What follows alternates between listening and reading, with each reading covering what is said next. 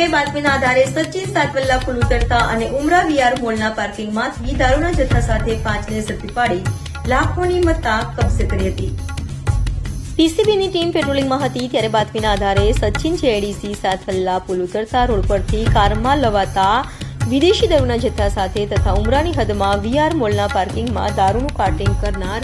ભાવિક અરવિંદ પટેલ, મયંક ઉર્ફે મોન્ટુ હરકિશન પટેલ,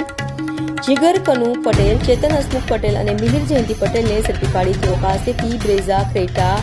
એસ્ક્રોસ કાર મળી 3 કારમાં લવાયેલા દારૂનો જથ્થો કબજે કર્યો હતો। પોલીસે દારૂનો જથ્થો, 3 કાર, 6 મોબાઈલ ફોન મળી 27,26,000થી વધુની મત્તા કબજે